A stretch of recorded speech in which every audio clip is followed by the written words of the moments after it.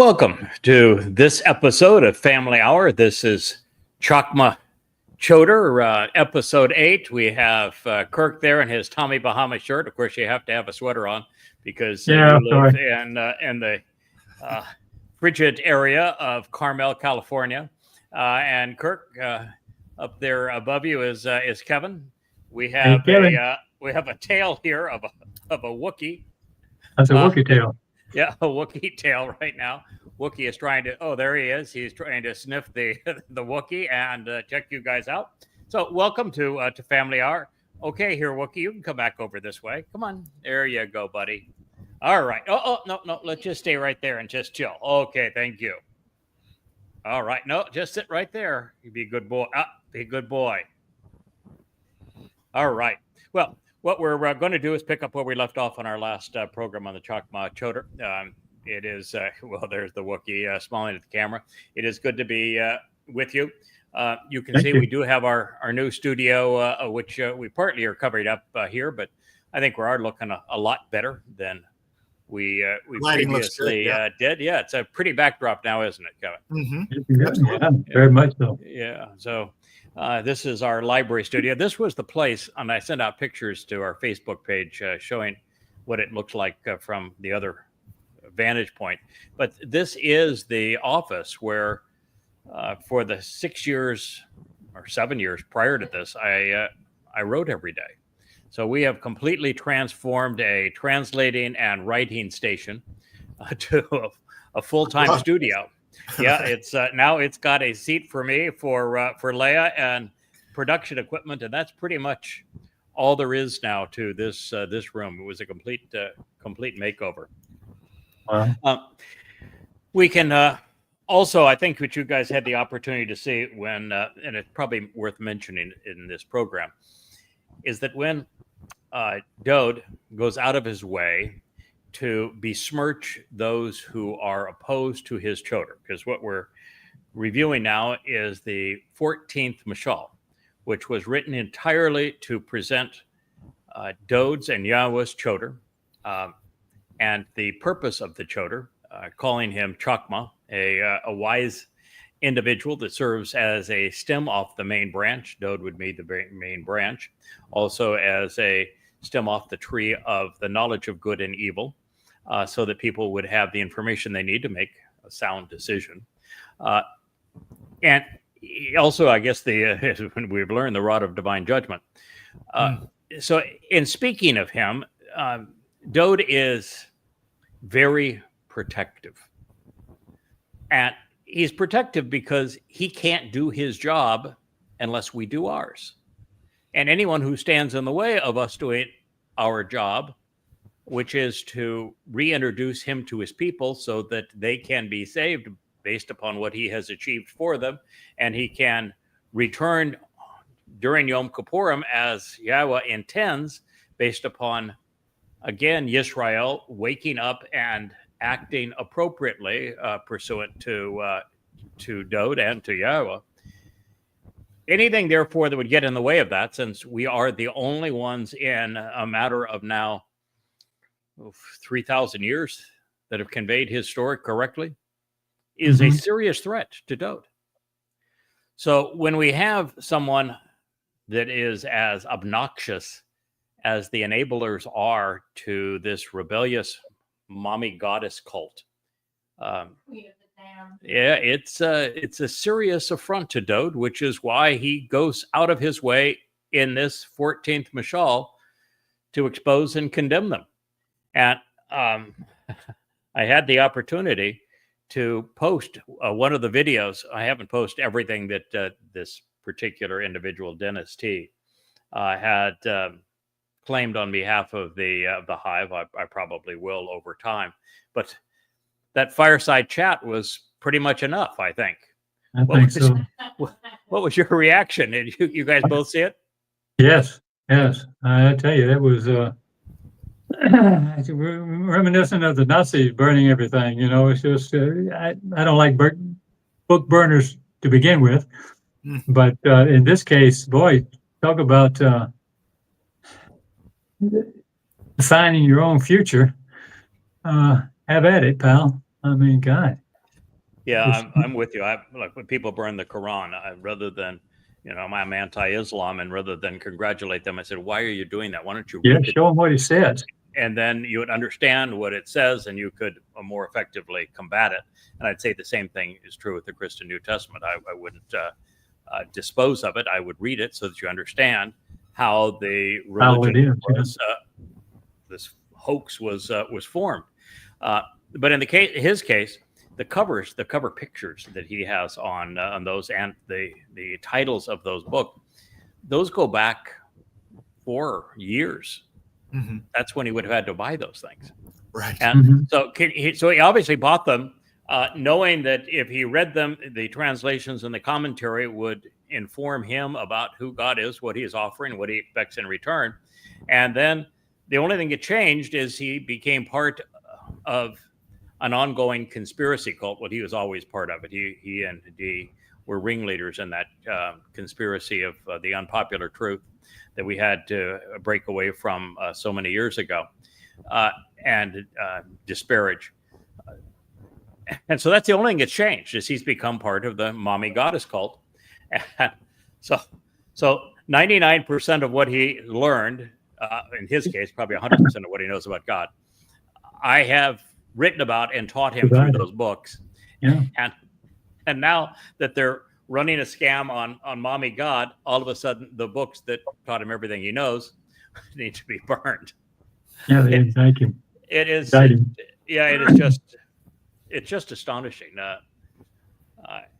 And I guess the deal here is that if you're going to have two personas in your Godhead, you need more than one rebellion. And these two were part of that rebellion of unpopular truth, the conspiracy cult years ago. I guess they've just stuck to their knitting. Two rebellions are necessary if you're going to have two gods. Any comments, Kevin, before we move on? Are you just dumbfounded by the whole thing? It was insane. Yeah, I made comments on Facebook. And the main thing is it's just the book burning. We list, the Nazis and all these people that are, burning. They're religious or political. And so that just shows the religiosity of the mommy dearest cult. I mean, it's the same thing, this thought police idea. And those books are good enough to steal the material, the translations out of, right? Of course. That's their entire shtick is stealing. Their sites are wear me like a skin. They use my very unique translation style. They actually steal from my translations. They actually put my name on their site. They use my transliteration of God's name, and then they corrupt it when they're trying to sell the mommy goddess. It's truly astonishing. They even mimicked my bookshelf layout. They went from a honeycomb being their logo to a stylized menorah just because we did. I mean, everything about them is nothing but counterfeit, and yet they want to claim that they speak for God, and to do that, they have to demean the person who taught them everything they know about God. Right. Yeah. And I would have, personally, I would just have ignored them once they went away, and once we had our team going forward and our footing relative to the YAHOWAH blog, which, by the way, they're now producing their own little blog. They got to copy everything. I did not see that. Yeah. And by the way, the thing that really irked me about them is that Dee, who is the queen bee here, I wouldn't say bee, she's the hornet, the leprous hornet. She decided that she would write one of her teachings on a mistranslation of Zechariah 5, which we're going to get to in this series. And to say that my wife is a demon and that she's going to hell. Yeah. And because she's such a lowlife, rather than just leaving it that, saying this is on her little site that she can demonize my wife, who is Jewish, of course, and she is not, and who is smart, and she is not, and who is lovely and nice, and she is not. She had a woman who has gone through a living hell trying to kind of get her life together. She had a woman who's really vulnerable. convey this as if she wrote it. And she called Leah the other day and said, I'm so sorry. You need to know I didn't write this. It was just put out under my name. And that's how weaselly they are. So it's a really sad situation that they have drawn away people that we once rubbed shoulders with, and that somehow weren't smart enough to know they were being played for fools. And of course, now they're part of a group that's counter to Yahweh's interests, and that our returning king is going out of his way to besmirch in this mashal on the Choter. And, for the most part, when Dode takes aim at people, he takes aim at big things. He is particularly focused on condemning Christianity. Christianity is the thing that he hates more than anything else, because Christianity ripped him off. Christianity is a product of identity theft, where everything about Dode was stolen from him and fraudulently counterfeited to create the myth of Jesus Christ. And by robbing him and his people of what he achieved and his titles, Dode is naturally more embittered by, more hateful of Christianity than any other religion. And that's saying something, considering how disastrous both Judaism and Islam have been to God's people. So mostly he takes aim at bigger prey, but the reason in this particular case that he is focused on the smaller game of this rebellious Miriam cult of the mother goddess is that they are interfering with his Choter, and this Choter is essential to Dode being restored in his acclaim with his people. And there's only one of him, and this entire mashal is devoted to the Choter. So he has to, in his mind, defend it, and that's what he's doing. So Dode is going to continue dishing those who have opposed his return and his reign until he is here and they are not. And between now and then, he's going to continue to show us his brilliance through his lyrics of his wonderful prose in the mashal and his lyrics in his Mizmor. And he will continue to point out that everyone else that is opposed to him is rather dim-witted. So as we embark upon this epic journey, I shared that one of the score of titles that Yahweh has chosen for Yada, which is the pen name that I worked under for the first 10 years that I wrote Yada Yahowah, is Ed. And Ed means restoring witness. This role, in our collaboration to save many souls, this role as a restoring witness puts Dode and myself in fairly rare company, because we are the only ones advancing the salvation of Yisrael and of Yehudim through sacrifices pursuant to the Moedim, the restoring witnesses to God's eternal testimony. So a truthful and honest, reliable and consistent Ed, restoring witness, delivers and saves souls. He's writing this whole entire word picture is on the Choter. So no matter what people may want to think, according to the Messiah and returning King, the Choter is truthful and honest. He is reliable and he is consistent. He is emeth, and enduring and steadfast, loyal, persistent, dependable, ethical, supportive and nurturing Ed, which is a restoring witness. It's called the Moed.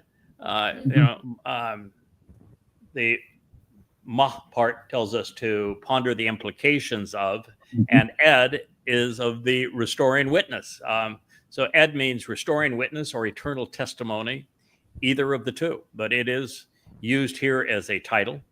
and it says that he not Saul, he delivers and saves, and he is delivering and saving souls, plural. Now, that's a big deal because he's speaking of a man, the Choter, as a restoring witness. And he's saying that he delivers and saves souls. And yet there's only two men who serve in that capacity. There's two men who are voluntarily sacrificed during the Moed, the eternal witnesses to the restoring testimony of Yahowah. And so that puts him in exceedingly rare company. We had a fellow who's been with us for a long time who said, if you and Dode are being offered as part of the Moed Mikre, wouldn't that be human sacrifice? And that's one of the arguments that rabbis have foisted over the years, fellows. And the answer, of course, is no. Dode is presented as, and he's symbolic of when he fulfilled Pesach, as the Passover lamb. And it is his Bashar body that is sacrificed in the role of the Passover lamb. And in my case, it is the Adamah Parah, the red heifer, the productive man of the earth, who is sacrificed. So it is, our bodies are symbolic of a red heifer and a lamb. And what makes us human is our soul. And our souls save, and our souls are saved. Our souls deliver, and our souls are delivered. So the part of us that matters isn't sacrificed. Right. The part of us that matters not only is delivered and saved, but it delivers and saves. So there's nothing valuable and enduring that we are giving up. It's one of the great mistakes of religion is it presents physical bodies as something desirable. Now, not saying for a moment that going into the Gnosticism of Paul that the flesh is bad and the spirit is good. That's just not true. But purpose. The fact is that flesh, human beings, and all things material decay based upon the law of thermodynamics, and we just decay over time. I am not as flexible. My eyes don't work quite as well. My knees aren't as in good a shape as they once were when I was 25 years old. We just decay. So physical bodies aren't something you can keep anyway, and they're extremely limited when you're talking about the covenant, because in the covenant we inherit the universe, and the universe is off limits to us until we shed our physical bodies and become energy-based beings. Plus, a physical body is limited in time. Even Yahowah says the maximum time is 120 years. With a physical body, I wouldn't want to take mine near that far. I didn't even think I wanted to take mine to 70, but here we go. The 70 is young now that I am. But the fact is, physical bodies are limited in time, and energy is not. So we have to shed our physical bodies to benefit from the covenant, to be empowered, to be enriched, to be enabled. All requires the process known as E equals MC squared. Energy and matter are the same thing. They're just different amounts of the main same. And so you transition from matter to energy to be able to be enriched and empowered and to be able to endure forever. So to give up one's bashar, corporeal body, serving metaphorically as a bull, in my case, a lamb in Dode's case, we aren't giving up anything that has any lasting value to us, and we're not losing the thing that has value to us. So no, it's not a human sacrifice. It is, I mean, Dode was crucified. He wrote about it. and he was beaten by the Romans as well. And I will be beaten by the ultimate beast on this occasion. And it will cause the physical death of my physical body, just as it caused the death of his physical body. So that part is all real, but the realism is symbolic of something vastly more profound. And it is, in Dode's case, important for him to acknowledge that the Choter's truthful and honest, reliable and consistent restoring witness delivers and saves souls, because his act of sparing and defending and rescuing the remnant of Israel precedes Dode's return. This is the most important event prior to the family reunion where Dode returns with Yahowah as our king on Kippurim. And so without this event, he can't come home. Sure. Without this event, he has no eternal kingdom. He has no sovereignty. This is an essential thing for him. And so while he is a far more important savior, I mean, he fulfilled Pesach and Matzah, enabling both the Shabuah and Towrah ingatherings. He's the man. But from his perspective, that's something he's already accomplished. And what is left to be accomplished is the fulfillment of the Towrah sacrifice of the red heifer. And so that's why he's speaking of this restoring witness, honorably, reliably delivering souls on this day. And he is responsible, actually, for delivering souls 3 different ways: the Shabuah harvest, the Towrah ingathering, and then for the mortal remnant of Yisrael on the Shabat of Towrah as the red heifer. Now, by contrast, Dode writes, but the blowhards, treacherous and deliberately misleading, it's puach.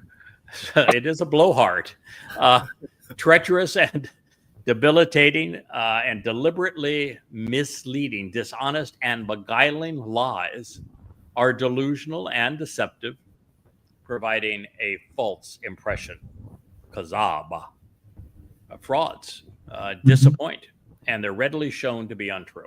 I don't know if you had a chance to analyze those words, but those are not words we see in our normal vocabulary. You don't very often see, well, the first part of this, you see these words all the time. Ameth, which is truthful and honest, appears throughout the Torah and prophets. Ed, restoring witness, appears hundreds and hundreds of times, and Natsal, delivers and saves. But when speaking of the uniqueness of those who are blowhards or treacherous and misleading, as well as delusional, those 3 words are pretty uncommon. They're pooch and then mirma and kazab. We don't see them often. So this is a rare case where Dode had to open the thesaurus and say, okay, Yeah.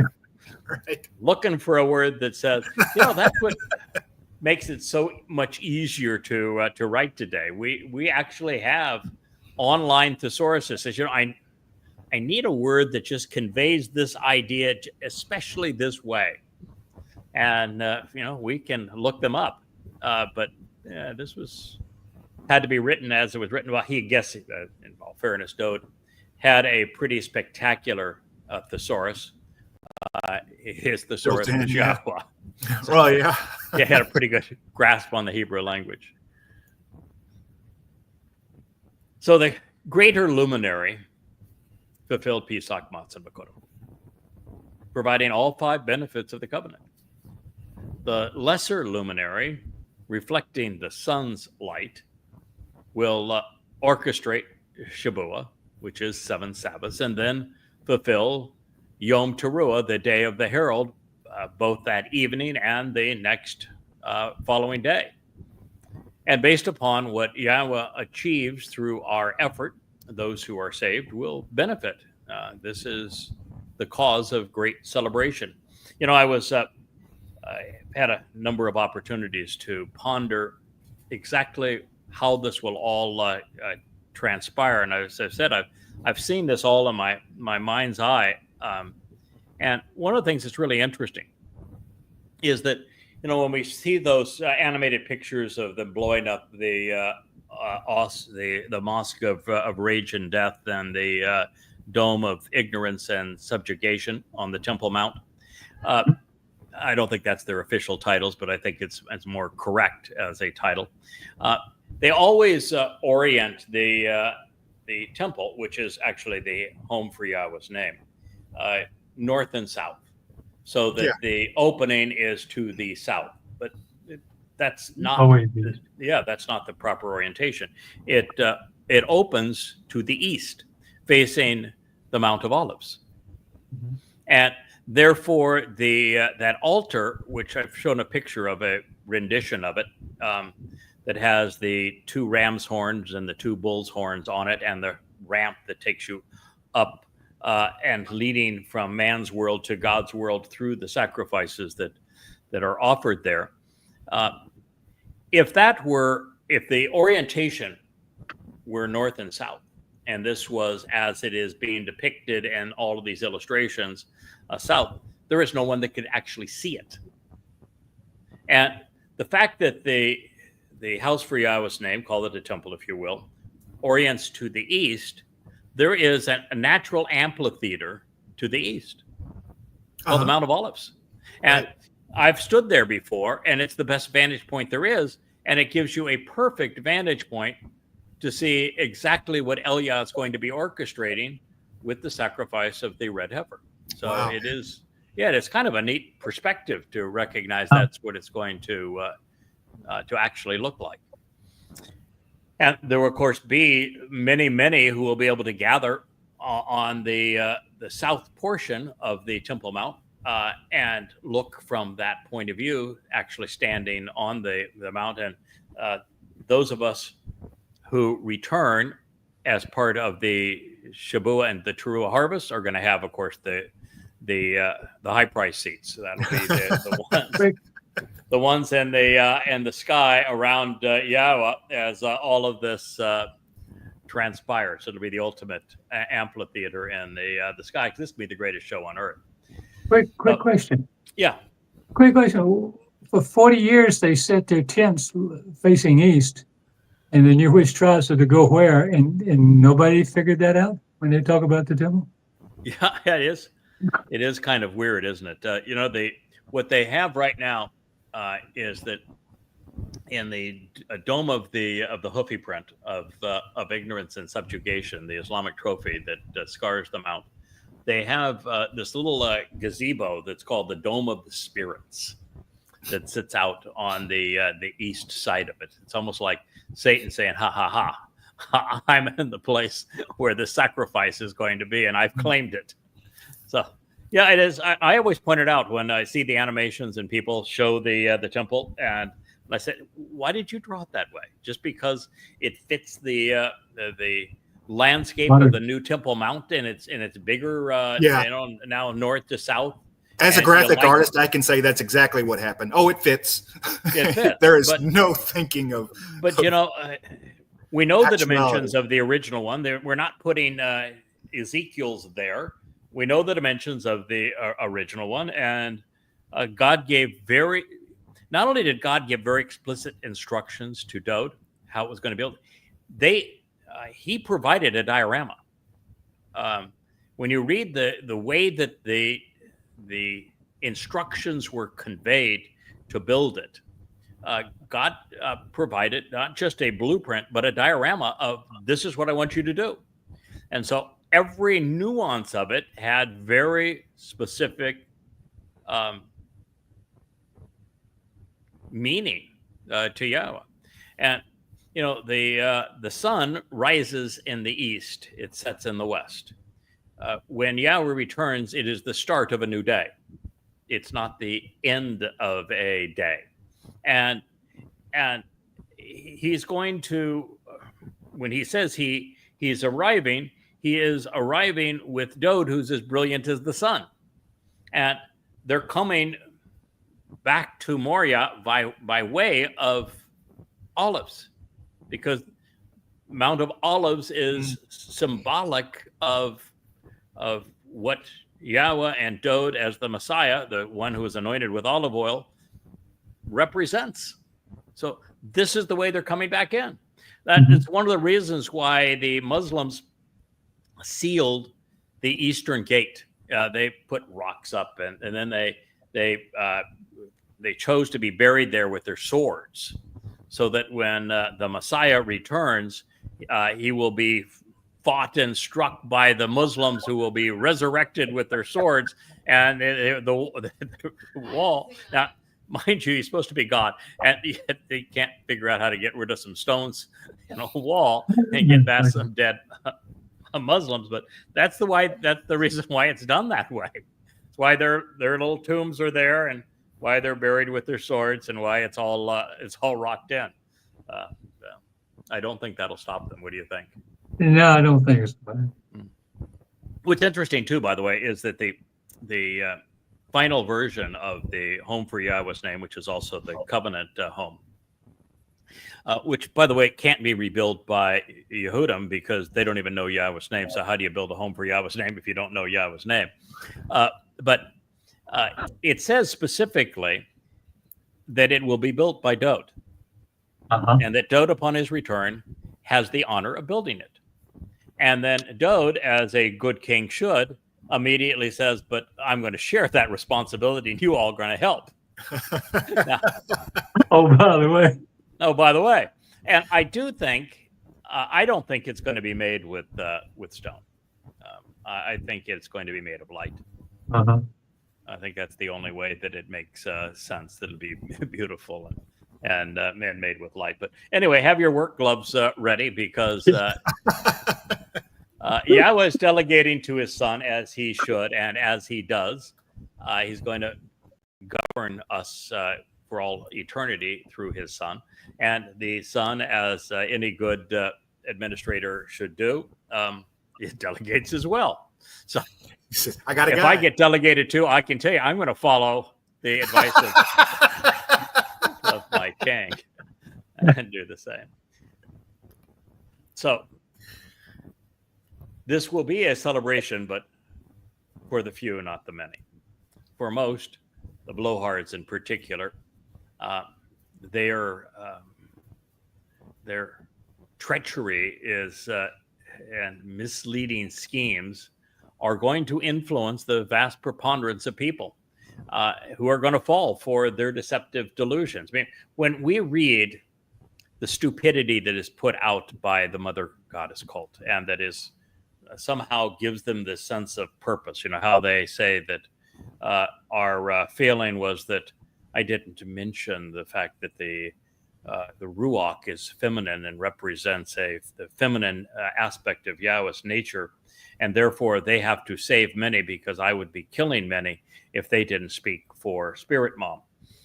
And you go, okay, fellas and gals, I wrote more about the feminine nature of the Ruach than anybody in all of history. And as a matter of fact, rather than not writing enough, I wrote so much that we had to do a mama-ectomy and go through and pull it back, because we'd gone too far.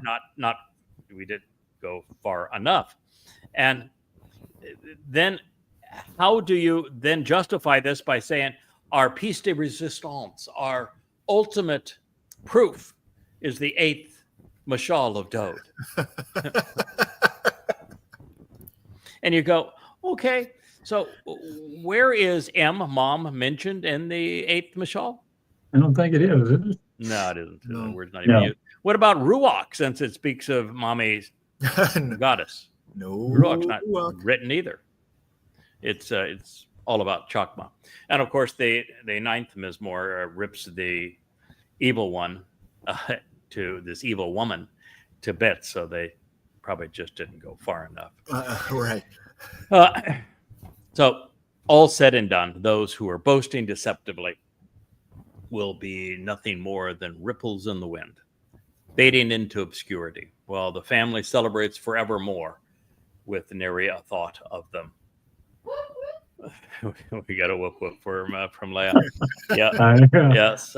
Leah was busy around the world. It was her books, and so she didn't get all. She likes to get dolled up for Shabbat every Shabbat. She didn't get her doll up time because she was working on the new book covers for all of our books, and finally finished the last of them.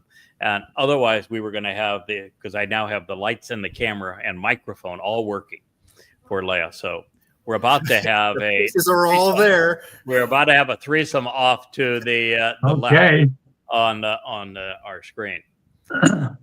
So this continues. With reverence and respect for Yahweh, there is great confidence and supreme trust. And so his children will have a safe refuge. And this goes right back to Yeshayah's presentation of the 7 spirits that are ascribed to and embody the Choter. One of them is the spirit of Yirah. And it is the spirit of Yirah pursuant to Yahowah, just as it is here. So Yeshayah's Ode to the Choter, his entire chapter, the 11th chapter devoted to the Choter, does not stand alone. Everything that Yeshayah mentioned in terms of a spiritual accompaniment of the Choter is also referenced by Dode just 300 years earlier. And Yada Yahowah is one of them, developing a reverence and respect for Yahweh. And in doing so, there is supreme confidence. There is great trust. There is tremendous reliance. And that is really the thing that we try so hard to get Yehudim and Yisrael to acknowledge Yahweh's name. There is nothing but emptiness in G-D and Adonai and in Hashem. But when one has a respect for Yahweh, that is the first step to great confidence, to supreme trust. And you have to know and use Yahweh's name to be confident in him and to trust him.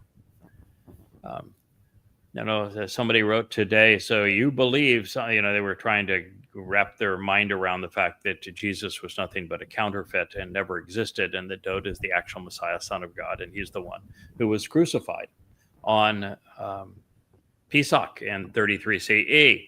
And they said, so you believe your version of Dode? And you have to write back, no, I don't believe anything. No, I know.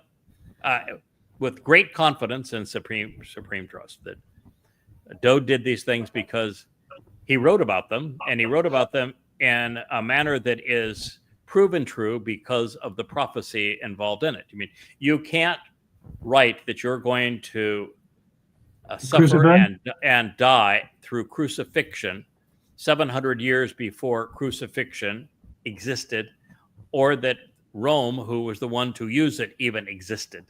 And then 700 years before you fulfill it in 33 CE, you visit with Daniel in Babylon and say, this is the specific day that I'm going to fulfill Chakmah Choter.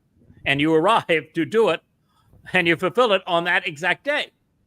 So we're going to say that he did more than enough to prove that he is a prophet and that we can rely on what he said. And he said, I'm going to be crucified, fulfilling Passover. And then my soul is going to take your guilt into Sheol.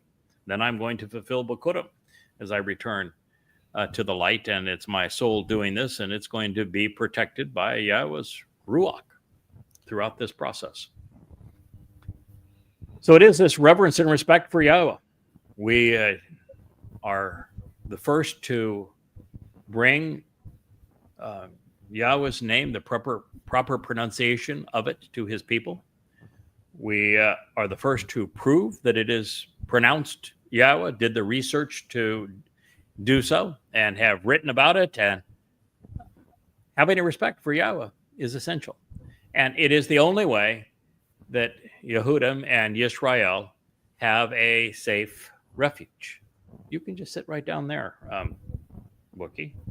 Yes, I know. You're all dressed. You're dressed for the show, and there's another competing dog that's wearing that same outfit, and it's horror of horrors when you show up at an event and somebody is in your same suit. Who wore it better? Yes, but I'm sorry there, bud. And you are standing right there in the middle of the camera now. I know you're better looking, but all right.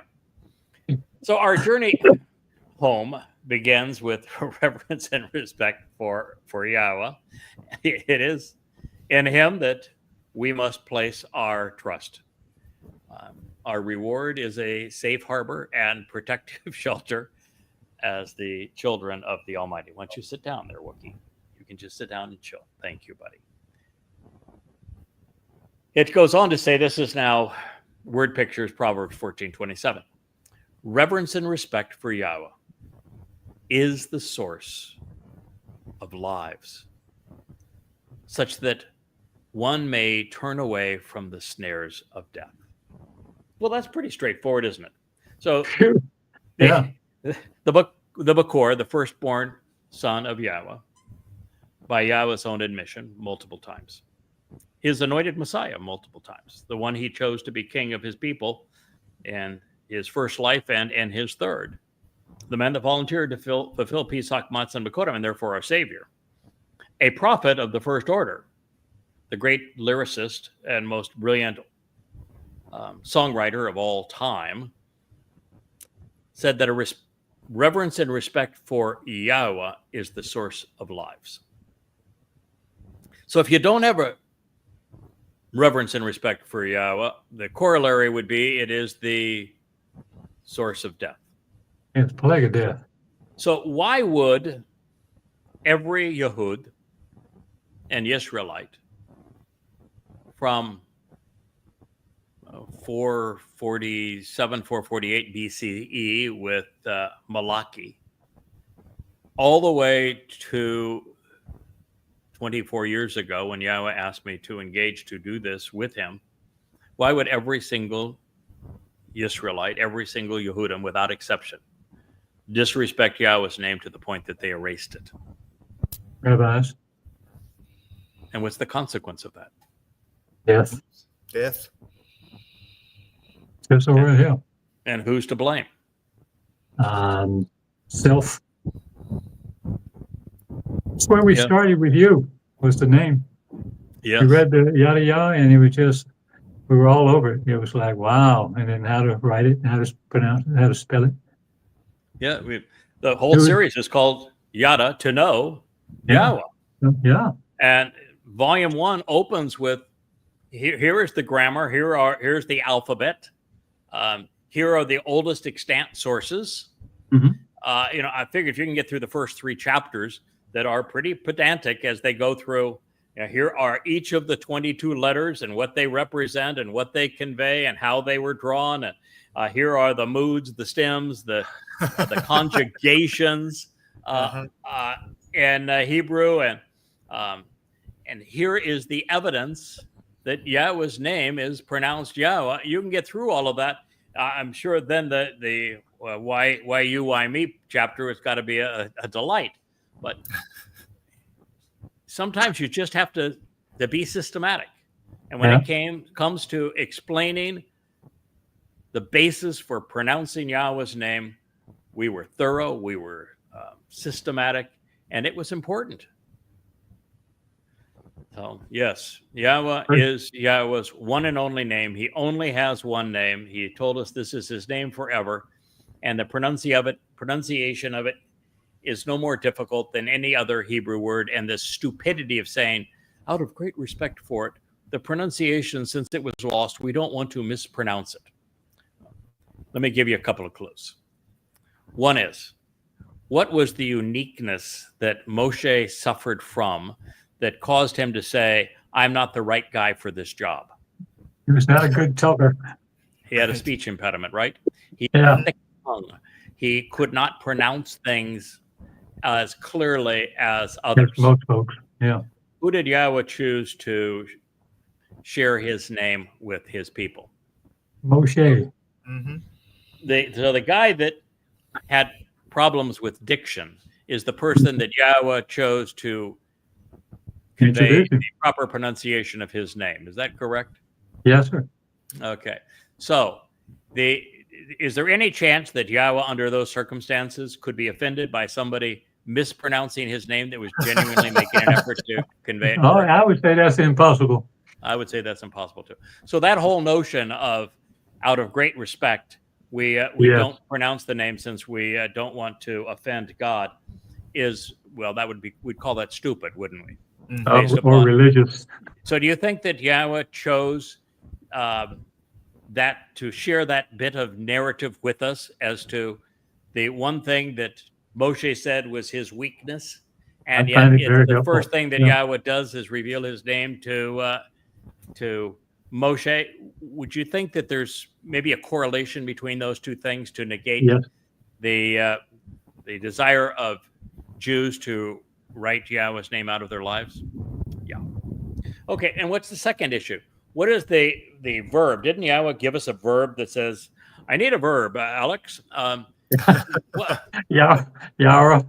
Yeah, I need a That's verb. right. So that's so. Yes, Moshe, Yahowah, give me a verb, please. And the verb that he gave him was what? Hiya. Haya. Haya. And is haya an uncommon verb in Hebrew? No. No. In fact, it is the verb be. I was, I am, I will be. The verb for exist, just be. The probably the most common verb you can have in any language. I'll be there, be. Yes. That be me. Be. Yeah. I is. I is. I was. I am. I will be. I'm gonna be too. Yeah. Haya. How is haya written? With 3 of the letters. Three. Yeah. Is it written with a hey, a yod, and a hey? Yes. Do you find any one of those letters in Yahowah's name? Yes. 3. All 3. All 3 of them are in Yahowah's name. So since we've been pronouncing haya, and no one's saying, well, I don't want to mispronounce the And I verb. don't want to do that. Because No. I don't want to offend the verb. Is anybody saying that? I'm not going to pronounce the verb for fear of offending it? No. Or is it obvious that it's haya? It's obvious. So now we know how to pronounce 3 of the 4 letters in Yahowah's name. Now, what is the name of the book that Yahowah conveyed his name, instructions regarding his name and guidance as to how to pronounce it? What is Torah. the name of that book? Oh, we have an answer from Torah, the one who was too shy for the camera tonight. That's called a Torah. Is the missing letter among the 4 letters in Yahowah's name, is the missing letter somewhere in Torah? Mm-hmm. It is, isn't it? In fact, we get the O in Torah from the Wa in Torah, don't we? So is that being mystery solved? It does to me. So it's Yahowah. Okay, so that covered. Reverence and respect for Yahowah is the source of lives. I was the same fellow, and I really hope he does listen. He seems like he's actually open to the truth. That is now just having his mind blown that with the realization that I'm trying to get across to God's people, Yisrael and Yehudim, that the myth of Jesus is completely unfounded, and it was predicated on identity theft and creating a counterfeit of Dode David, and that Dode is the this actual Messiah and Son of God. And so the first thing this person says, so you're telling me that there was reincarnated and that Dode David lived 2 lives? Oh my goodness. So if you're a Christian, doesn't your Jeebus have 3 lives? Didn't he supposedly exist before he was born? Very well. Yeah. And then he was born, right? Yes. And then he was killed. Actually, Yes. 4 lives. Then he came back to life. That would be the 3rd life, right? And now Yes. he's supposed to return, which they call the second coming would be the 4th, right? And it Pretty can't count much. very good. So the second coming is 4. He had 4. So you don't have a problem believing the pagan mythology of a dying and resurrecting God and of a man god. Dionysus is the one, but Dionysus is a man god, and he is born every December 25th, and he is resurrected every Easter. Mm-hmm. So you don't have any problem with that. And no one denies the fact that God says, countless times that Dowd is coming back as king, which would be 2 lives, right? No one has any problem recognizing Eliah is going to come back, right? Even Jews, they set a seat for him at Pesach dinner, and somebody goes and opens the door for him. They even pour him a nice glass of wine and set a plate for him because they know that Eliah is coming back, correct? Yes. Yeah. Wouldn't that be 2 lives for Eliah? Mm-hmm. And they know that Dowd gets 2 lives because he's coming back as king, right?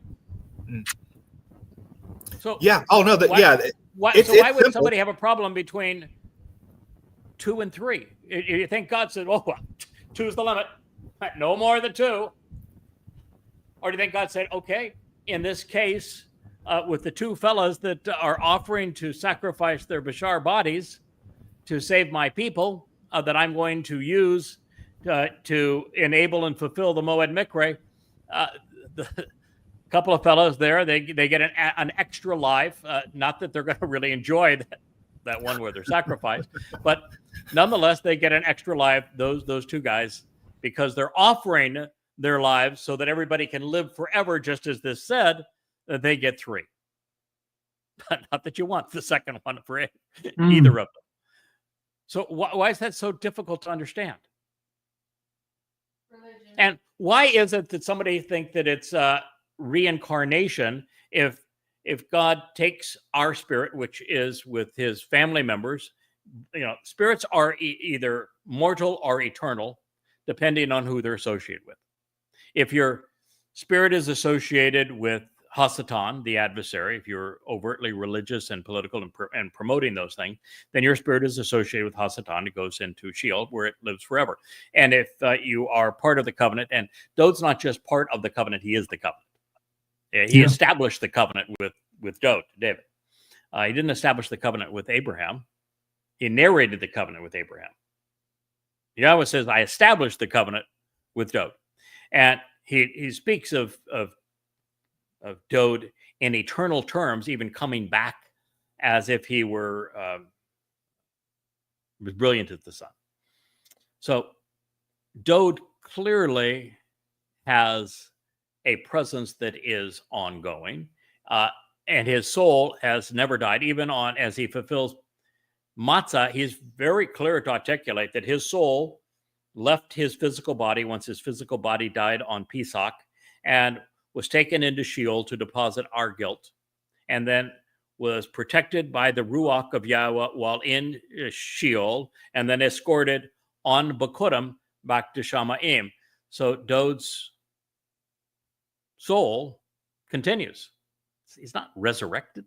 He's not part of a reincarnation act.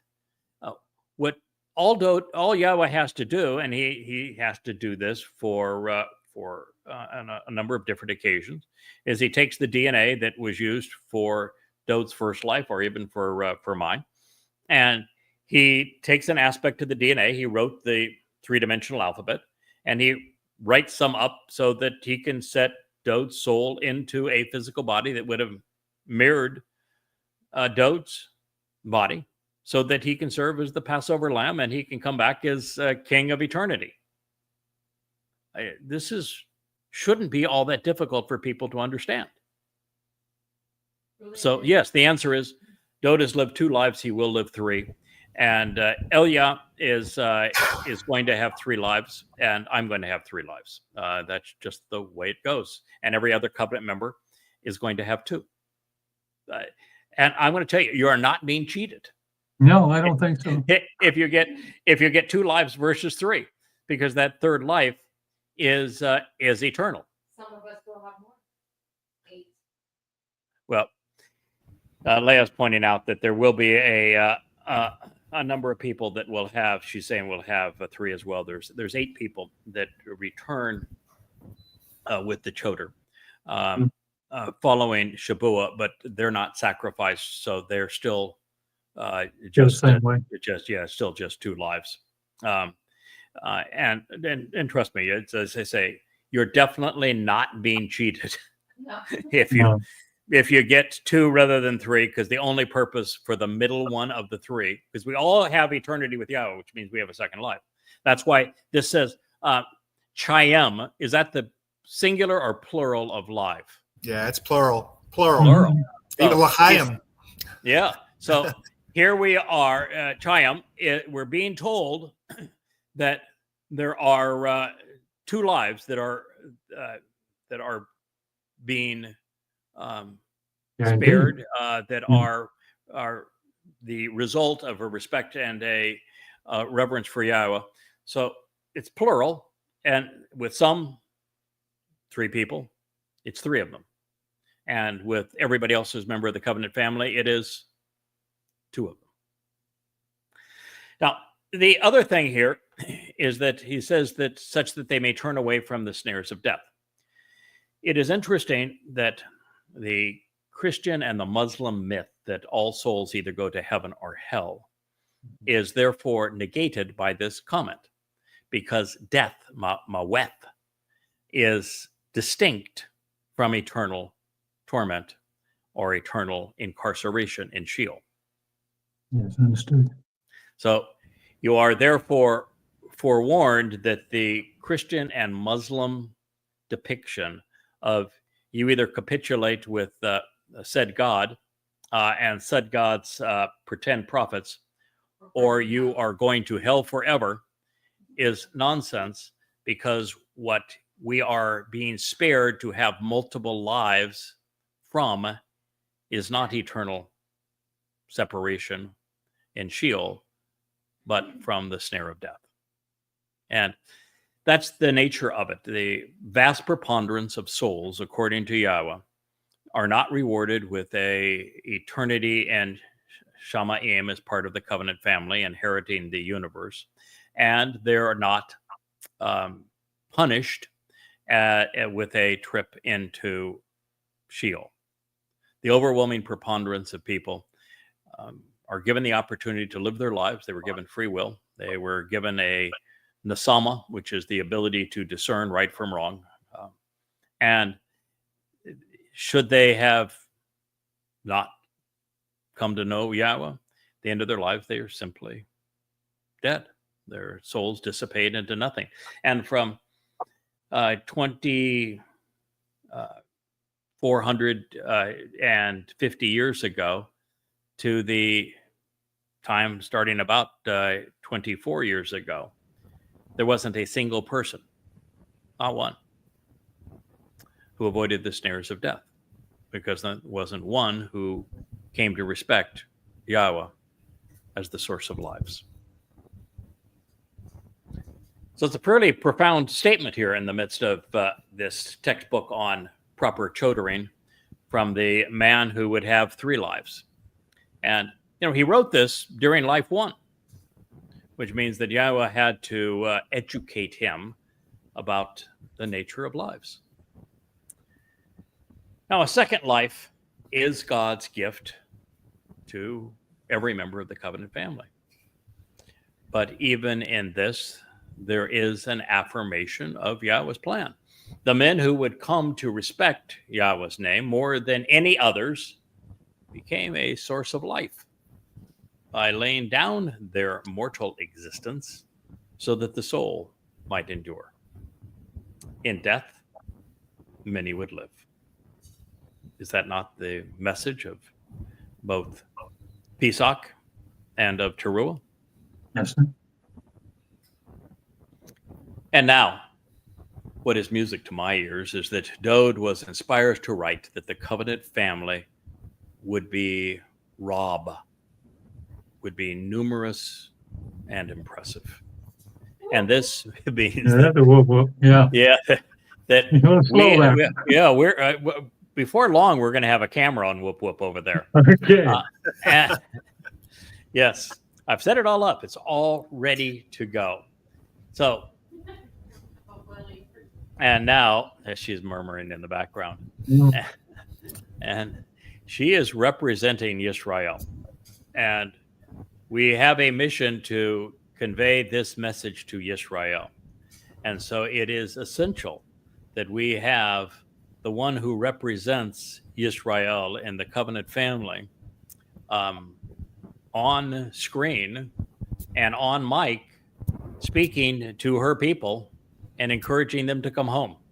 Hear, hear. So this is important. Yeah, here. So for Dode to use Rob as he's going to here, and say that as a result of what the Choter achieves as the the witness in sparing and saving lives, is that the results are going to yield numerous and impressive individuals. This is, of course, quite reassuring to those of us who are devoted to this outcome.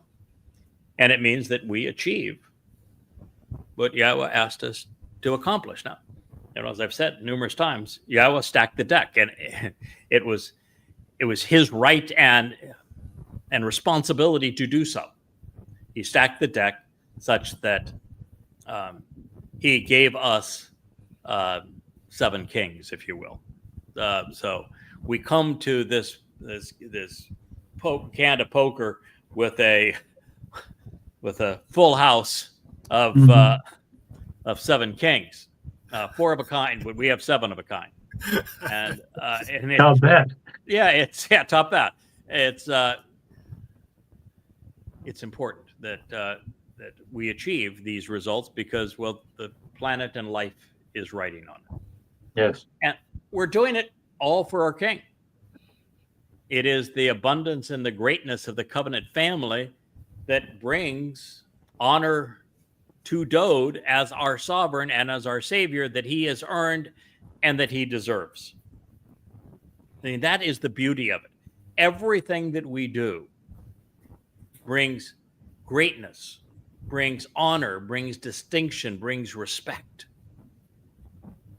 to our King, the King of everything for all time.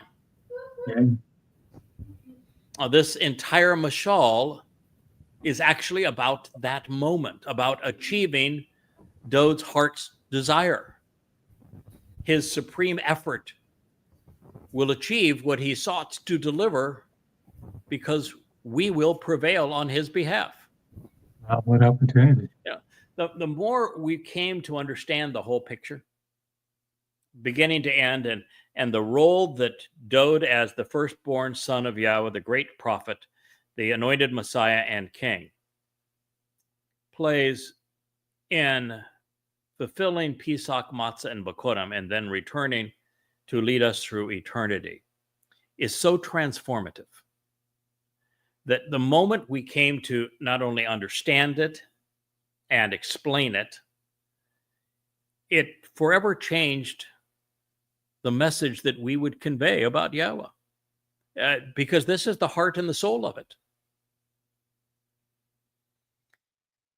So in a large and great robe with an impressive and abundant people, family, is the glory, honor, and majesty of the King. When I translated this, about a week ago, I remember just sitting there in the chair, fingers just dropped down before the keyboard, and say, I think I'm just going to let this soak in for a minute. As I shared, my first reaction is, Rob means large and great, impressive and abundant. And that means that we succeed. We prevail. Really succeed. Yeah. So I like that. I like that a lot. And then the realization that, yes, we are doing this for our King. Yeah. And that the result of this glorifies him. It honors him. It becomes grand because he has an impressive and abundant family that will serve under him, will live with him. You know, a king without his people is nothing. And a king with two people, you know, is kind of like Wookiee with Asher and, you know, and Leia. And so if you're going to be a king, you need people. Big king. Mm-hmm. Yeah. And this is saying that not only do we succeed in convincing a large number of people who are wonderful, such that our king has a marvelous family, but that collectively this is the honor and glory and the majesty of our king. Miss Leah is raising her hand. So if sin is missing the mark, this must be hitting the mark. Yeah, so her comment was, if you couldn't hear it, if the slanderous one is missing the mark, then this is hitting the mark. We prevail. Yeah. The Choter and company deliver. And we don't deliver for us. We deliver for our king. And he's recognizing it. He has seen it as a prophet. He has written about it. And he's pleased by it. And you know who else is pleased by it? Yo. Yeah, his dad. Yeah. Yeah. I don't know which one's happier about it, father or son.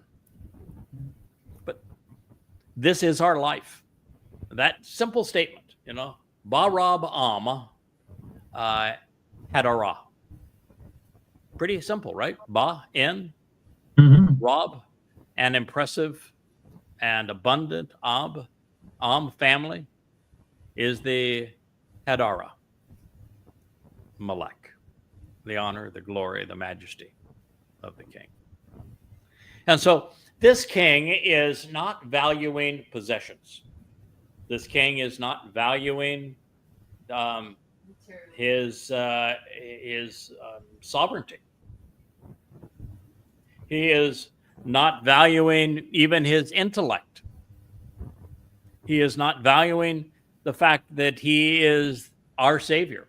He is not valuing the fact that he received every accolade that Yahweh can offer a human being. He is celebrating a single thing. Emily. A large and great family. Yeah. Which means he understood the purpose of fulfilling Pesach, Matzah, and Bikurim, because they deliver all 5 benefits of the covenant family. And so, you know, when Yahweh was so pleased with Solomon because he said, you know, he didn't choose wealth as his great ambition. He chose Chakmah, wisdom. And Yahweh says, you know, because you chose Chakmah, wisdom over wealth and power, I'm going to give you everything. And here's now Dode saying, it's not wealth and power that I revel in. It's my family.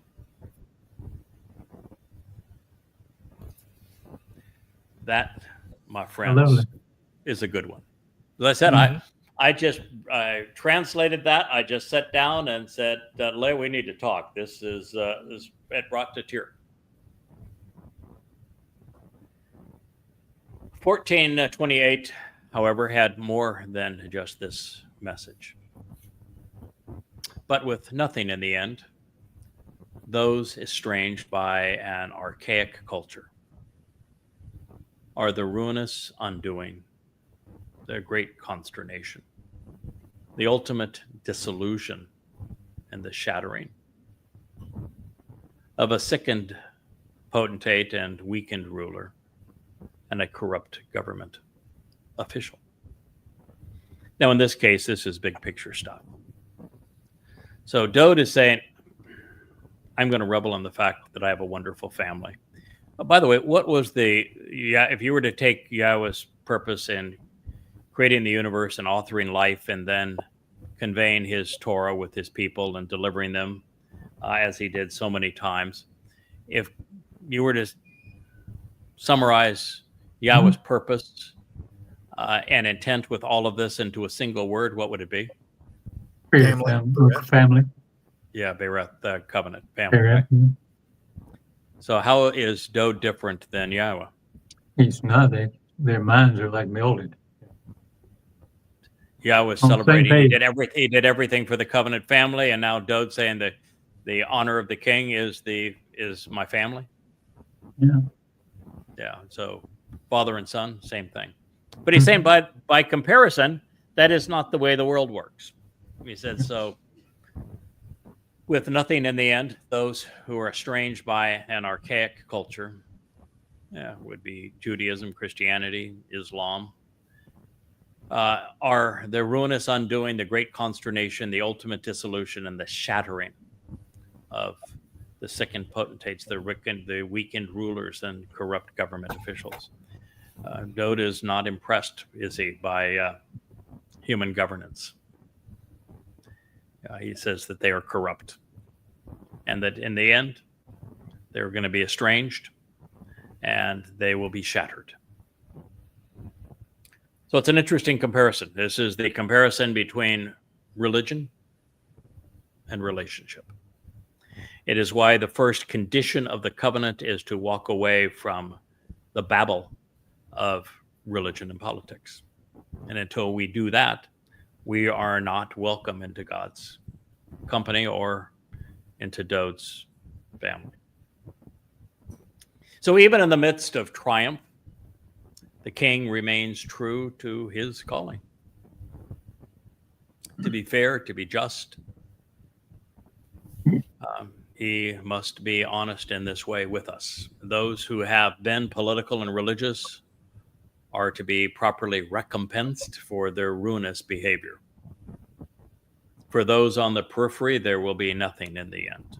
But for those who sought the dissolution of the covenant and Israel, working against God's chosen implements, his voice, shattering God's people with their inept schemes and corrupt rulers, well, they're going to pay a hefty fine. While there may be priests that are spared Sheol, there won't be any popes who are spared Sheol. And while there will be Haredim that will simply have their souls dissipated into nothingness, the rabbis are going to Sheol. As we approach this next statement, the most direct way to translate Arak off is as I will share it with you, recognizing that both could also be rendered slow to anger. And that is how they are rendered in most English translations. But since Yahweh typically isn't slow to anger, and I can assure you, Dode never was, and because constraining one's righteous indignation isn't a means to reasoned insights or the aptitude to understand, I'm presenting their primary connotations in this rendering.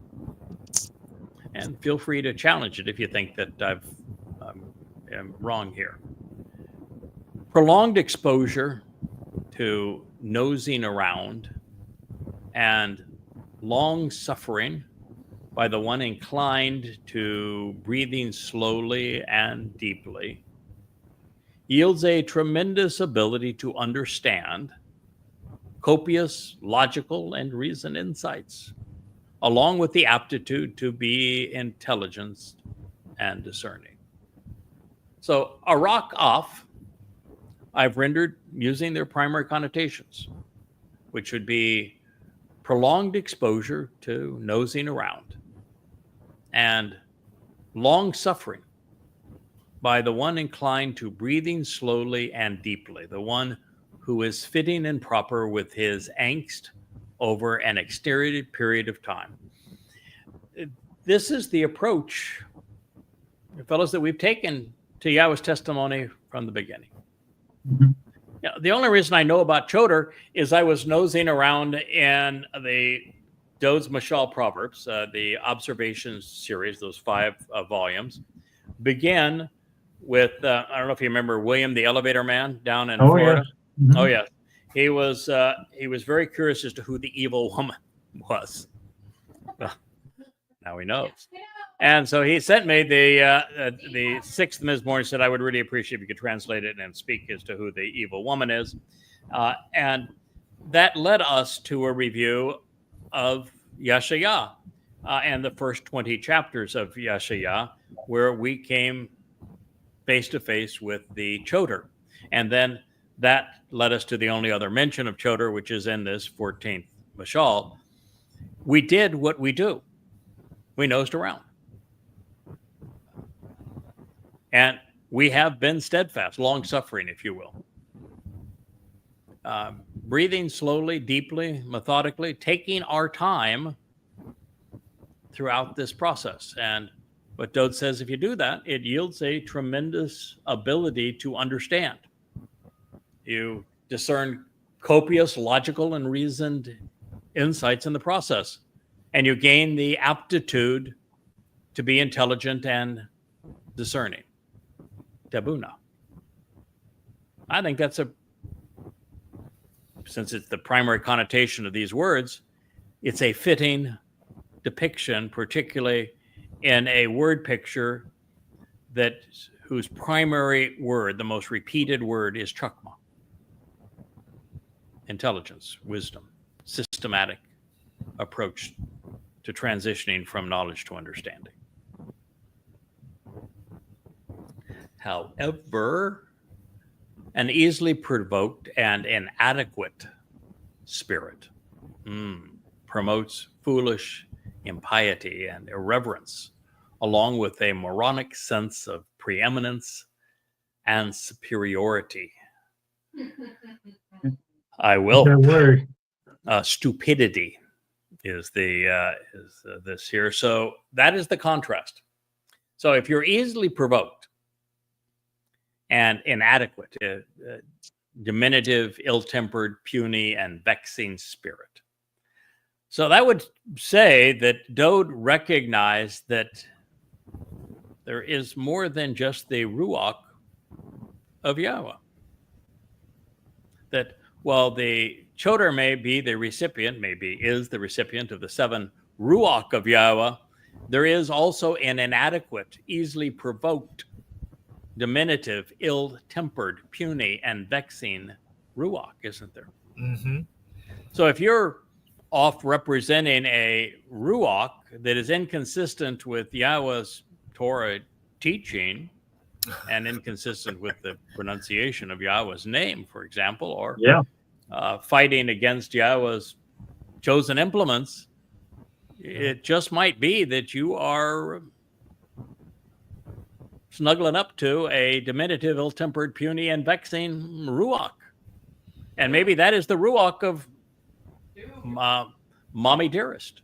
And maybe that's the Ruach of the cult leader that is promoting Mommy Dearest. And there is, by the way, another spirit cult that happens to be a really big one. You know, there's a religion that claims that that every member of that religion has the infestation of a spirit. Islam? Christian? No. The Christianity. The Holy Spirit. No, there is no spirituality in Islam. No, it's the Christianity. The Holy Spirit allegedly comes upon and you're born again spiritually with the Holy Spirit in tongues. Christianity. Yeah, that's the whole precept of it. And so it's obviously this diminutive, ill-tempered, puny, and vexing spirit that is promoting foolishness, impiety, irreverence, a moronic sense of preeminence and superiority. Boy, look at Christianity and their sense of preeminence and superiority. They go and blame Jews, who are God's chosen people, of killing their man god, and then after doing so, they claim that they are supreme, that God chose them, who the actual people that killed the actual Messiah, that God chose them over those dastardly Jews, claiming to be preeminent. If you talk to any Bible thumping Christian, they have an air of superiority, a sense of preeminence, and of course the religion is utterly moronic. So I think this is the easily provoked, inadequate, diminutive, ill-tempered, puny, and vexing spirit that is promoted by the foolishness of Christianity. Yeah, in Judaism, there isn't much of a spiritual influence in the religion, and there is none in Islam.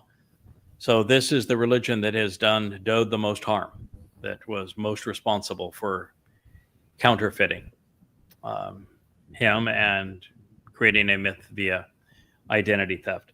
One of the things that I've had now happen several times is brought up. So you're saying that Dowd is essentially the person known now as Jesus Christ by a different name, and the answer is hell no. No, Jesus Christ never existed, and beyond all of that, Jesus Christ is painted as a god. And no, Dowd is a man. And God won't fit into a man. God's a whole lot bigger than a man. No. And there is so many things that are attributed to the mythical Jesus character that are usurped from Dionysus and some from Odysseus, that no, it's not just, you can't put Dowd's name into the Christian New Testament and have your answer. The entire Christian New Testament's narrative is false. Yeah. And so what you have to do is to toss the Christian New Testament and then read the Torah, prophets, and Psalms and come to understand Dowd's role in fulfilling the Torah. Dowd is the Word made flesh, the word of the Torah materializing in our presence is Dowd. So in situations where focus and endurance are required, I've adopted, and so have many others, the practice of slow and deliberate breathing. I remember that one of the things that I enjoyed about scuba diving is that while most people on a tank of air could stay under for 30 minutes, I could stay under for an hour and still have a third of a tank in reserve. And it's because I was very disciplined in slowing everything down and breathing much slower but more deeply. And when you do that, you develop a sense of calm and a definite sense of endurance. And time moves differently for you when you do that. So, beyond that, when translating and providing commentary, I really like to nose around, becoming familiar with the context and the circumstances and the nuances of the Hebrew grammar and of every letter with the context and circumstance underlying the narrative. And for me, the result has been unprecedented Rob Tabuna, profound insights, uncommon comprehension, a plethora of marvelous revelations. By contrast, if you go out half-cocked, you fly off the handle, if you're half-baked, as they say, inadequately informed, ill-prepared, overly indoctrinated, and undereducated, those people are very easily agitated and readily provoked because they've got no answer. So all they can do is lash out at the person that gives them news that is contrary to their beliefs. You'll never see one of them that would say, well, I appreciate you telling me that, but for this, and that reason, I think I'm going to, to question what you've said. And I think your translation of this should be that, and the natural conclusion of these three things is something different. You never have that. they just lash out. And they're readily provoked. They are the product of a vexing spirit. And like the adversary, they seek preeminence. They seek superiority, just as Hasatan, while having typically less merit, at least in God's eyes, than Nevalent. And while the battle between sense and nonsense is not a fair fight, stupid remains popular, and morons are prolific. So, fellows, well, Yada, Choter, Malak, Ed, and Chakam, the wise and circumspect one, are relevant names and titles describing this mission, as are Eleph and Shower, the learned and observant bull. It is Bashar Herald that actually best illustrates my relationship with our Malak king. Yeah. And so this is Dode's next statement. And gosh, you're going through this and it's just one affirmation after another, that we're at the right place, doing the right thing for the right reasons on behalf of the right person. It reads, the Bashar, the heralds, lives, restore good judgment. Yeah, that's the role with Dode. Yahweh uses his Choter to write the Nesh and ultimately to speak to his people, reintroducing his name and introducing all that Dode represents. And he is an Ed restoring witness, and he is a Zeroah that is cultivating the harvest. He is an observant foreigner, the Nakri. But the role that we play on behalf of Dode is first and foremost that of a herald, a Bashar. And herald is I like this. Say this, and I've never had anybody take it wrong thus far, so I'll continue with the theme. But Bashar is in essence Yahweh cheating. He conceived the language that we're using. So the two men that would offer their Bashar corporal bodies to restore God's people, that they are also Bashar heralds of the good news that multiple lives are available and that Yahweh restores those who exercise good judgment.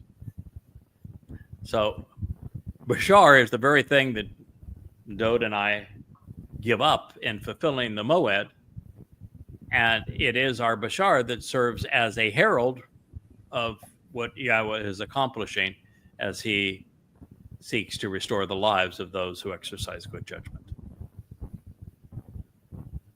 That, of course, is, I think, brilliantly written. However, essential essence and physical substance, even the corporeal mass of a person, is stem, the skeleton's body is bones, who is envious and jealous, rots and decays from a degenerative, parasitical fungus. I've been talking around it all evening, which is that our Bashar bodies are discardable. Now, there are two Bashar bodies in particular that act as a Bashar herald to restore lives, but even they are discardable. Estem, which is the essential essence of our physical being,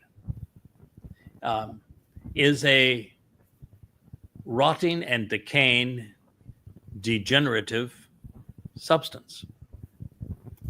It must be discarded for us to enter forevermore and enter the seventh dimension, to exist in the fullness of the fourth dimension time, to be able to explore this universe, we must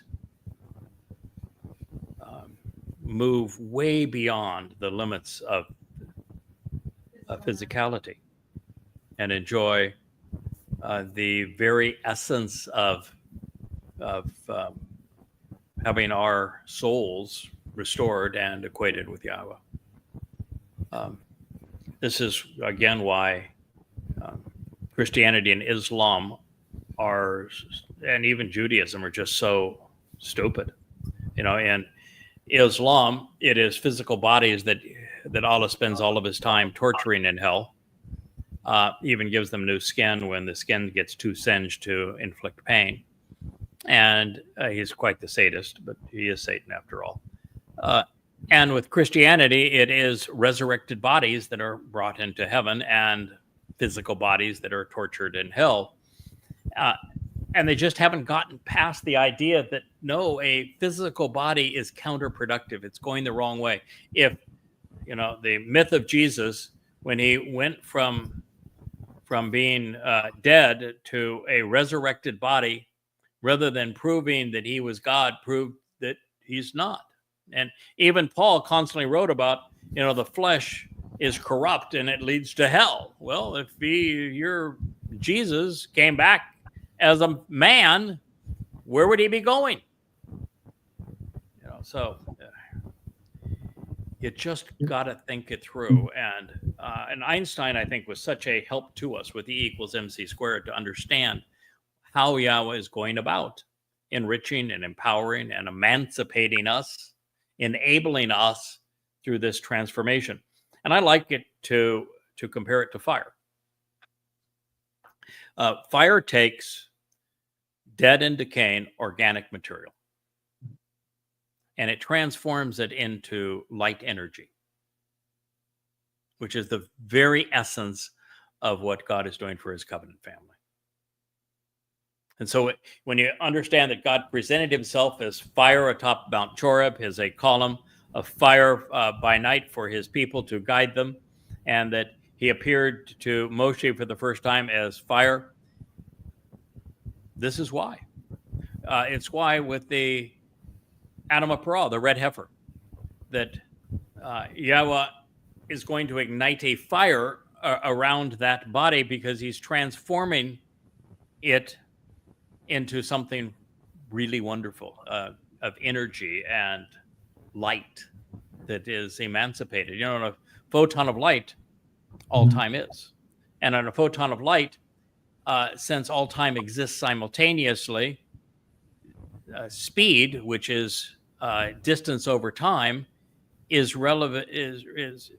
irrelevant, because you can cross any amount of distance in no time. And I don't know if you followed. I wrote a picture. First, I showed the entrance of the womb of creation on our Facebook page. It's credit Yahweh. It's anatomically correct. I'm sure that's just a coincidence, of course, being the womb of creation. And I used it as an opportunity to share the fact that over the last month, because of the images that have been collected by the James Webb Telescope, everything that we thought we knew about the universe has proven to be untrue. The universe did not begin with a single Big Bang, but an infinite number of Big Bangs everywhere. That's a huge difference. That didn't start with this little singularity that they want to give credit for the entire universe. No. The universe started exactly the same way, but everywhere simultaneously. The universe is older than the rate that has been calculated for quark confinement, when energy turned into matter and time began its relentless march from that point forward, because there are now fully formed galaxies that exist at a point that it wasn't possible under that timeline.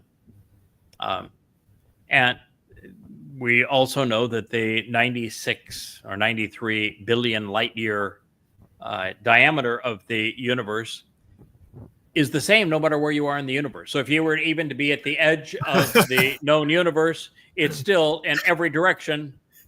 What you can see is 93 billion light years from you, which means that everywhere in the universe is the same. How does that work? How does that work? That is still the way it worked.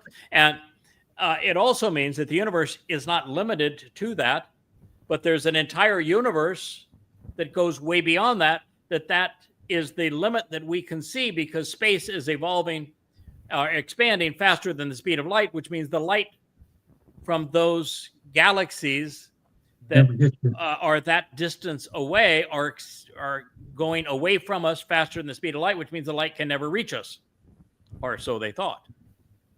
But now they're finding galaxies that were fully formed that are outside of that space. So the universe appears to be, well, they're saying it could even be infinitely large. And it was created everywhere simultaneously, not out of a singularity. And that it is much more, infinitely more matter and energy than was previously thought. Literally every aspect of cosmology and astronomy has been disproven by the James Webb Telescope. And I think the moral of the story is that if you're observant and you recognize that just because the scholars and the scientists and all the people are saying the same thing and believe the same thing, doesn't make it true. So there's an application there for religion and politics, isn't there? Yeah. Well, so many people believe Christianity, it must be true. So many people believe Islam, it must be true. Yeah, so many people believe evolution from inorganic matter to humans, so it must be true. Well, sorry. And this is really quite the lesson, because literally everything we thought we knew, even about the process that was involved. And the reason I bring it up at this time is that the universe is so gargantuan, so far beyond our comprehension, that the only reason for it to exist at this scale, based upon what Yahowah has offered us, is for us to shed these things. Because with these things, we can't even get to the nearest star system. It's Proxima Centauri. There's 3 stars that are all pretty wimpy out there, representing this cluster of 3 stars in a system. And we can't even get there. As a matter of fact, because the space is expanding, even if we could travel at half the speed of light, which is probably very close to impossible, but even approaching the speed of light becomes absolutely impossible. Well, they're moving away from us faster than the speed of light. So there really is no way to get from here to there.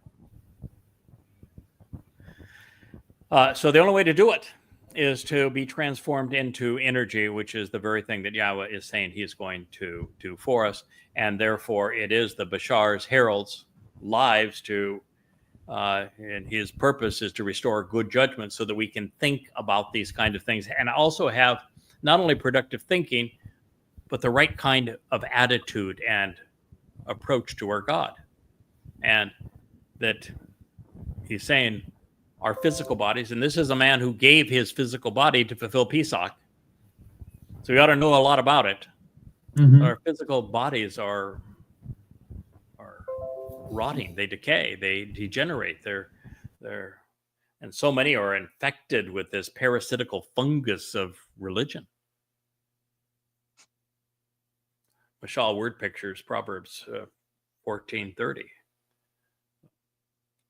I would say the purpose of the Choter, therefore, and also the Bashar, is to restore good judgment. That is what we seek to do. We provide information to restore good judgment, because without it, Dode is unappreciated and Yahowah is unknown. So this is one of the reasons that Chakmah, intelligence, is the most repeated theme in our King's Ode to the Choter. God's people must be encouraged to forego the religious and political nonsense that is so pervasive and so common, and think their way back to Yahowah. And while reconciliation is available and highly recommended, the conditions must be known, understood, and accepted. Somebody wrote on our Facebook page, that I had said that if you were to start today and read 3 hours every night, that it would take you a full year to make it all the way through the 35 books that are on the shelf of Yada Yahowah. That's how long the average person would take to read them. And it's one of the reasons why Yahowah said, I think you need to start talking to my people, because we're running out of time to read all of this stuff. So you need to bring it to their attention another way. And she misconstrued that to say, you said that it would take 2 to 3 hours a night to become a member of the covenant. And one of our most devoted listeners and participants in the covenant family, Matt, says, no. He says, as my good friend Captain Kirk shared with me, once you understand and accept the 5 terms and conditions of the covenant and embrace those and act upon them, you are covenant. And so doesn't take forever. I'm still filling in gaps. Oh, and from today was a big day. This is a lot of stuff. This is good. Yeah, and so there's just so much we can add to what we know, and the more we know, the more meaningful our lives become. The more effective we are. It's like Kirk, when you first painted, you probably had a very steady hand, and you just had an inclination, an ability, an aptitude to do this. But the more you studied the pigments themselves, once you studied light and the nature of light, once you studied perspective, once you studied texture, for example, and then actually got an artist's view of life, how is it conveyed? Then you are equipped with far more effective tools to be a great artist. The same thing is true with Yahowah. Absolutely. We can be part of his family as children, as infants, by accepting the terms and conditions of the covenant. But you can't be productive until you learn a lot more. And that's one of the reasons why once Dode returns, Yahowah returns, we enter the millennial Shabat, our job is just beginning. Because all of the mortal remnant of Yisrael that is spared by the sacrifice of the Adam Parah, the most mature of them is going to have known Yahowah and been aware of his Torah teaching for a grand total of 10 days. They are babies, and they're going to have babies. And so somebody needs to equip them to be effective, honorable, productive members in Yahowah's covenant family. And that is, in fact, our job going forward. Great job. Yeah, it's a great job. I'm actually convinced. Did I teach the art class? Yeah, well, because Yahowah, first of all, he's a very good artist. You can tell by the entrance to the womb of creation that Yahowah is excellent. Every time I look at my wife, I say, "Yep, excellent." Well artist. done, y'all. Yeah, nice job.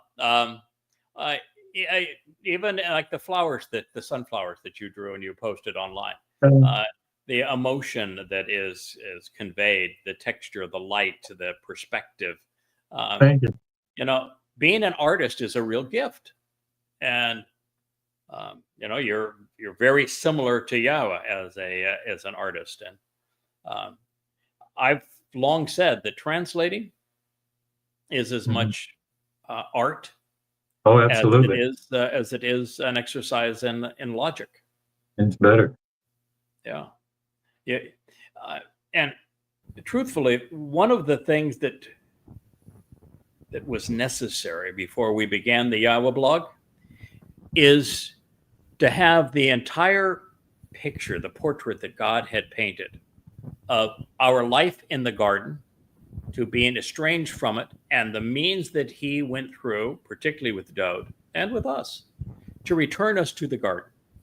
And once you understand that entire picture, and you know all of the hues and colors and nuances that Yahweh put into this portrait, and it's properly framed, and you can present it in its entirety, including the timeline of it, then you're in a position to do what we're doing now and to host the YAHOWAH blog. And we would love to retire. And by the way, what is the name of this series of books that with these articles that Dode wrote that are called Proverbs? What is the actual word? Mashal. And yeah, what does that something. and A what does word that picture. mean? A word Word picture. picture. Yeah, So Dode also painted pictures with words. absolutely. And so that is that's how Yahweh is communicating to us. He painted a picture with words. We are the first to put the entire portrait together. And you know, when you put the whole portrait together, it's a portrait of Dode. Believe it. It I know really it. is. Yeah. Yeah, it's a portrait of Dode. In fact, we just redid the covers for the Coming Home series, Mm-hmm. and they're Dode's portrait, and that really is the story.